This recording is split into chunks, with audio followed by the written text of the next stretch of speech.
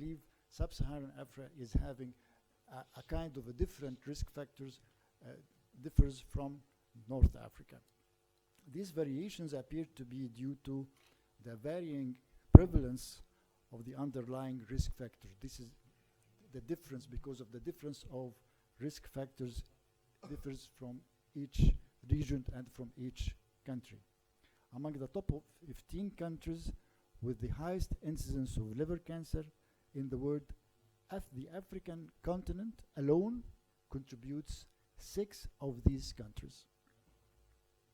صوتكم فضلكم يا جماعة. In the sub-Saharan Africa, HCC is the second leading cause of cancer-related death for men and the fourth for women. In 2020, age-standardized mortality rate is of 8.2 and 4.2 per 100,000 persons per year, respectively. HCC presents in younger age group and has a median survival rate around 3 to 4 months. In 2020, in the sub-Saharan had the 4th highest number of diagnosed HCC cases worldwide after Southeastern Asia, South Central Asia, and Northern America, with more than 38,000 new cases of HCC. Really, it's a great problem. IARC age standardized incidence rate are not uniform in the sub-Saharan Africa. According to this figure, it differs. Western and Central Africa are characterized by decreases in the SR in both sexes between 2018 and 2020, whereas there is an increase occur in both sexes in Western Africa and in Eastern African women only in the most recent years. The average age standardized of HCC in the sub-Saharan Africa men and women is 18.9 and 8 per 100,000 person per year, respectively. I think this is a very important epidemiological data for any upcoming research to have a valid data, a valid epidemiological data. In Egypt, we comes the next all over the world in the age standardized case of HCC, and also we have a lot of high incidence rate in other African countries like in Guinea, in Ghana, in Gambia, with a very high incidence rate as well. What about the risk factors? The risk factors of hepatocellular carcinoma, of course, is the chronic liver disease, predisposed by, of course, viral infection, hepatitis B and C, or D. Also, aflatoxin, which is a famous fungal infection spread in the sub-Saharan Africa especially, and the upcoming risk factors worldwide as well as in Egypt and in different African countries is the liver, the fatty liver, or the NAFLD, non-alcoholic fatty liver disease. The viral hepatitis, hepatitis C, is the leading cause, of course, in Egypt in 84% of the cases, whereas the hepatitis B is the leading cause in other African countries. In the sub-Saharan Africa, 50% of all liver cancers are attributable to hepatitis B and 17% for C. So the major risk factors in Africa is B, not C. And the difference between sub-Saharan Africa, B in sub-Saharan Africa, and C in the North Africa, because of the high incidence rate of hepatitis C virus in Egypt. It was high incidence rate. Few months ago, we have the highest incidence rate of hepatitis C worldwide. What about now? We have the high rate of elimination of hepatitis C worldwide. This is a contribution, of course, and I believe this would be having a very positive impact in the upcoming years about the incidence of liver cancer in our country. In the sub-Saharan Africa, 50% of all liver cancers are attributable to hepatitis B and 17% of C. Only around 3% of HCC patients in Africa are co-infected with B and C.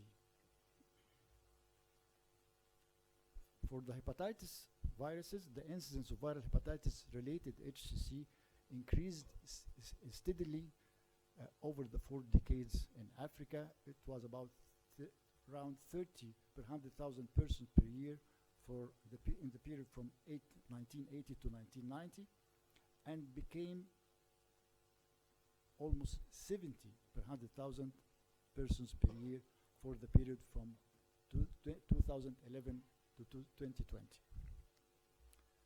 The incidence of viral hepatitis-related HCC changed by 1.5% each decade over the 4 decades.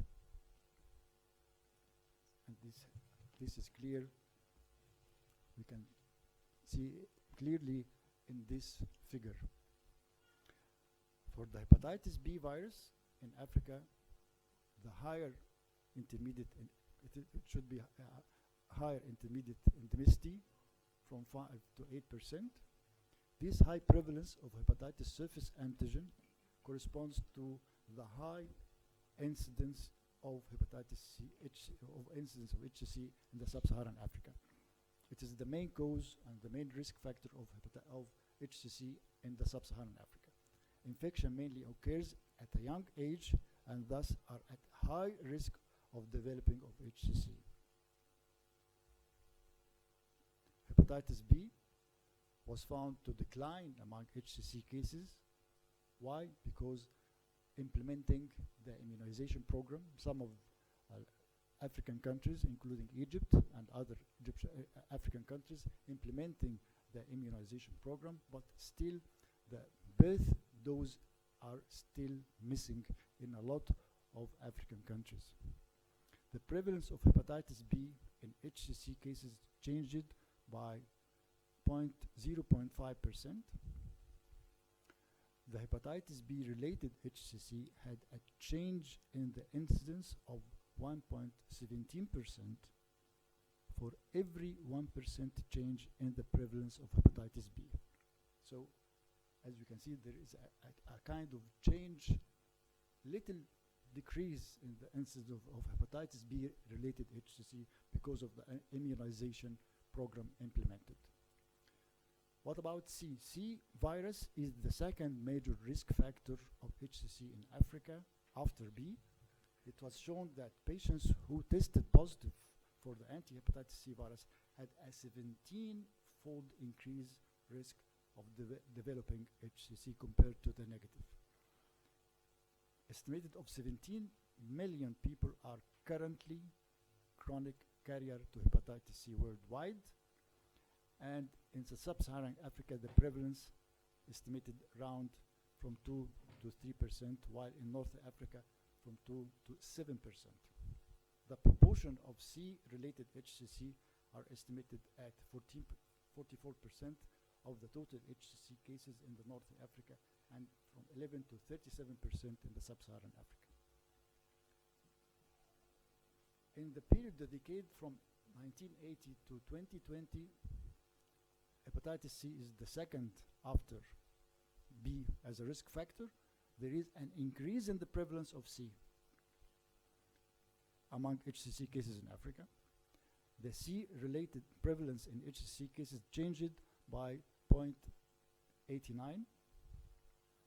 and the hepatitis C-related HCC had a change in the incidence of 0.8% for every 1 change in the prevalence of hepatitis C virus on the continent. This increase may be attributed to the inadequate awareness of the transmission routes of the virus and its complications, the unavailability of the vaccine, of course, and the limited access to direct acting antiviral drugs. Not all African countries are having the availability of the new antiviral drug for hepatitis C virus. And by the way, after the great success of the program in Egypt of elimination of hepatitis C in Egypt, our country now offering a great help to support other African countries in the field of treatment of hepatitis C virus. And we already did, recently we gave a kind of a gift to other African countries, treating more than 50,000 patients in one of the African countries to treat hepatitis C virus for free. The most important, one of the most important factors of hepatocellular carcinoma in Africa is the aflatoxin. Aflatoxin is a potent hepatotoxic carcinogen, widespread in different regions, especially in the sub-Saharan Africa. It's a fungus, and the byproduct of this fungus is a potent carcinogen, and it goes in a synchrony with works in a synchrony with hepatitis B, increasing dramatically the risk of liver cancer in this region. So hepatitis B virus in the sub-Saharan Africa with aflatoxin ends by a very high risk of developing of hepatocellular carcinoma in these countries. Aflatoxin exposure will only become worse with global warming, and there is a general lack of awareness about this issue among the general public of Africa. The upcoming risk factor, the upcoming problem in our field, I'm a hepatologist by the way, in the field of liver is non-alcoholic fatty liver or the fatty liver disease. The fatty liver disease comes a very high risk factor for hepatocellular carcinoma worldwide in Egypt and also in different African countries, and it has been proven to be one of the major risk factors not only for chronic liver disease cirrhosis but also for hepatocellular carcinoma. So we might put a strategy, an awareness for all patients, all populations, the risk of being overweight, the risk of patients having metabolic syndrome, the risk of patients having diabetes. All these increasing the possibility of having non-alcoholic liver disease that might progress to chronic liver disease, cirrhosis, and hepatocellular carcinoma. This figure, I hope very much from my heart that in the upcoming years to change this bad figure. Actually, this is a very bad figure. The overall survival of liver cancer among African countries and in Egypt, and as you see, the worst overall survival is in African countries and in Egypt. The best was in Taiwan and Japan and North America. This is why, because there is no awareness. This is why, because the very late presentation of hepatocellular carcinoma to be treated, very late presentation, so we don't have any other options for proper treatment, and this is why the very bad outcome and the very bad survival. So we have a lot of challenges in Africa. Comprehensive strategies to decrease the incidence of early detection of liver cancer. This is a very important point. Screening program, hepatitis elimination, which goes with the view of the WHO regulations or recommendations. Why viral hepatitis is the major risk factors of hepatocellular carcinoma in Africa. We have to have our clinical trial in Africa. We lack clinical trial in all different issues, like in hepatocellular carcinoma and other malignancies, of course. Where are the clinical trials implemented in Africa? I believe it's very, very small. And I had a meeting, by the way, with some of the representative of the NIH, and I beg them that we have to have a call for Africa, a call without injustice competition between North Africa and Europe and States versus Africa. Of course, they will take most of the clinical trials. So why not we have to have our own clinical trial devoted, targeted to African countries, keeping up the standards, keeping up all whatever, but it should be just devoted to Africa. The availability and affordability of different systemic therapies of hepatocellular carcinoma, of course, we have in the era of the immune checkpoint inhibitor now for the treatment of liver cancer. It's very expensive and it is not available in everywhere in African countries, and the need of African guidelines for the hepatocellular carcinoma treatment. And from this point, the guidelines, we have started towards having our own guidelines for hepatocellular carcinoma. We are now finalizing for the first time the African guidelines for the hepatocellular carcinoma, and in the upcoming 2 or 3 weeks we are going to submit the first African guidelines for hepatocellular carcinoma. A lot of groups, a lot of doctors from every expert in the field of liver cancer all over African countries.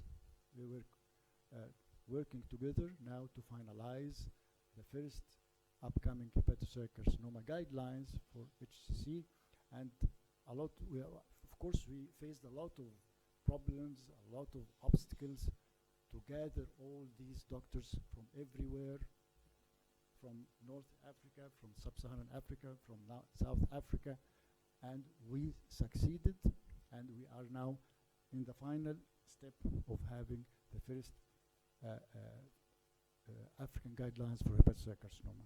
To summarize and to conclude, there is still much work to be done to reduce the burden of this cancer in our continent. Population-based cancer registries are required for true estimate, progress in surveillance, prevention, and diagnosis for viral hepatitis B, C, and D infection can play a great role in the successful prevention management of hepatocellular carcinoma in Africa and the reduction of its serious consequences, which is cirrhosis and hepatocellular carcinoma. The decline of hepatitis B as a risk factor for hepatocellular carcinoma may be offset by the emergence of NAFLD as a risk factor for HCC. So we have to have prospective cohort studies in this field. Improve the hepatitis vaccination program, of course, and the birth dose for hepatitis B, which is very crucial and very important. There is an urgent need for screening program for early detection of hepatocellular carcinoma and improve the access of treatment, because treatment now is very expensive, and we have to solve this problem today and tomorrow, because most of the treatment and the future for hepatocellular carcinoma are extremely expensive. The immune checkpoint inhibitor are expensive, so we have to solve this puzzle. Thank you very much.